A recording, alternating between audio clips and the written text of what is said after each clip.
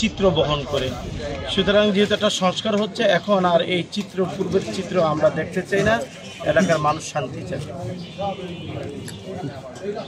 জি হ্যাঁ, যেটা নাকি আমাদের এলাকার মাটির মানুষের নেতা মির্জা আব্বাস ওনার আমলেই করা, কিন্তু আমার দুর্ভাগ্য যে বিগত সরকার কখনোই এটার প্রতি নজর দেয়নি, এটাকে একটা মৃত্যুর ফাঁদে পরিণত করেছে। কোনো সময় 70 বছর একদিনের জন্য কোনো উন্নয়নমূলক কার্যক্রম হয়নি, এটার ব্যাপারে কোনো উদ্যোগ গ্রহণ করেনি। এই এলাকার আশেপাশে যারা বসবাস করে, আমরা জেনেছি ইতিপূর্বে 2 জন শিশু বাচ্চা পড়ে মারা গিয়েছে, কোনো সিকিউরিটি নাই এবং বুঝার উপায় নেই যেটি একটি খাল, এখানে অনেক গভীর ডিপ। এই হচ্ছে বিষয়। আসলে সরকারিভাবে যদি কোনো প্রকার উদ্যোগ গ্রহণ না করা হয় তাহলে দেশের দায়ভার আসলে কার উপরে যে বর্তাবে।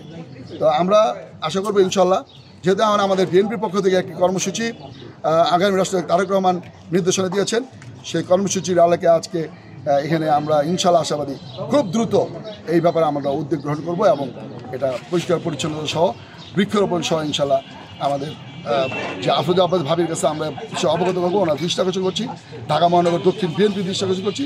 ইনশাল্লাহ আমরা আশাবাদী যে আমাদের এই সমস্যা জনগণের এলাকাবাসীর যে চাহিদা, মনে আশা আকাঙ্ক্ষা ইনশাল্লাহ পূরণ হবে বলে আমি আশাবাদী। দুই পাশে আমরা যদি দেখি সেই খিলগা থেকে ছায়াবিথি পর্যন্ত দোনো পাশে এটা অবৈধভাবে অনেকে দখল করে রেখেছে। এটাও একটা উল্লেখযোগ্য বিষয়। এই জিনিসগুলিও আমরা ঊর্ধ্বতন কর্তৃপক্ষের দৃষ্টি আকর্ষণ করবো যেন এই ব্যাপারগুলি ওনারা উচ্ছেদের একটা পদক্ষেপ গ্রহণ করে, কারণ যেন নির্বিঘ্নে এলাকাবাসী সাধারণ জনগণ যেন চলাফেরা করতে পারে, সকলে যেন এটা সুবিধা ভোগ করতে পারে, সৌন্দর্য উপভোগ করতে পারে, আমি সে আশাবাদ ব্যক্ত করছি। ধন্যবাদ। আসসালাম। আমাদের এই খিলগাঁও আসব খালটি মির্জা আব্বাস এই খালটা করছে। খালটা অনেক বড় ছিল, উনি খাল আকার নিচে অনেক গভীরতা আছে, কিন্তু এখন খাল তো কিছুই বোঝা যায় না, এটাতে হাঁটাও যায়। বিগত দিনে 2টা বাচ্চা এখানে পরে মারা গেছে, কোনো হদিসই পাওয়া যায়নি, অনেক পরে মৃত্যু অবস্থায় পাওয়া গেছে। এরপরও 4টা বাচ্চা এলাকার লোকজন দেখার পর উদ্ধার হয়েছে। আমি বিশেষ করে আমাদের আফরোজা আব্বাসের দৃষ্টি আকর্ষণ করছি, উনি জননেত্রী, আমাদের সবার প্রিয়, আমাদের দাবি দাবা সব কিছু ওনার কাছে। উনি যাতে এই খালটা পূর্ণ খননের ব্যবস্থা করে, আর খালের দুই পাশে যে জায়গা আছে, যদি রাস্তার পরিকল্পনা থাকে, রাস্তা করে দেওয়ার জন্য আকুল আবেদন আমার। ধন্যবাদ। আসসালামু আলাইকুম। প্রিয় দর্শক শ্রোতা, দেখতে পাচ্ছেন যে খিলগা বাসাপো যেই খালটি রয়েছে, আসলে এখানে কিন্তু গাছ এক পর্যায়ে দেখতে পাচ্ছেন যে বড় বড় গাছ। এটা কিন্তু আসলে মনে হচ্ছে না যে একটি খাল বা এখানে খালের কোনো চিত্রই আমরা দেখতে পাচ্ছি না, কিন্তু খালের ভিতরে এরকম বড় বড় গাছ হয়ে গেছে। সেটা দেখলে সবাই আসলে অবাক হবেন যে যেখান দিয়ে এই ঢাকা শহরে সুয়ারেজ লাইন যেই পানিগুলো, নোংরা নর্দমার পানিগুলো যেখানটা যাওয়ার কথা রয়েছিল, সেই জায়গা কিন্তু এক পর্যায়ে ভরাট হয়ে গেছে। আশপাশ কিন্তু দখলে নিয়ে নিছে অনেকেই। আর এই ক্ষেত্রে দেখতে পাচ্ছেন যে পুরা এত ময়লা আর উপরে দিয়ে গাছ। আসলে এটা এই জন্যই কিন্তু ঢাকাতে বৃষ্টি না হতেই আমরা দেখি যে পানি জমে যায় রাস্তায়।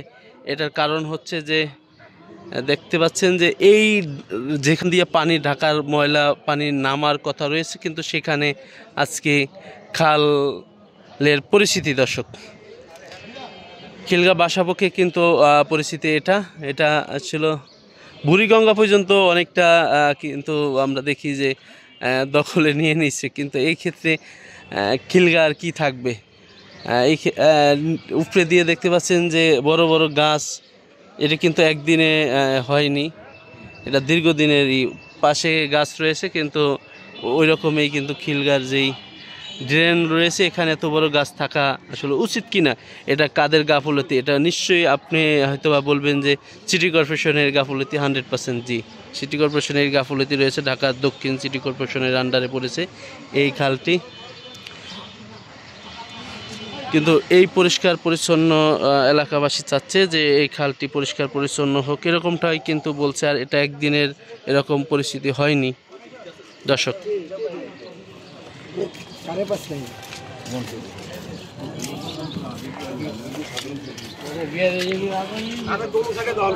হ্যাঁ হ্যাঁ দেখেন একবার টিন টুন দিয়ে একবারে মির্জা আব্বাস যা করে আছে এমনি ফেলে দিচ্ছে, এরপরে আর কিছু করে না। মানে এটা বুঝছেন, দোনো সাইডে দখল করছে। দোনো সাইডে দরকার, সেই যে দেখেন না বেড়া, ওই যে টিনের বেড়া, আর যেমন যে এইবারই কি দখল করছে মনে হয়?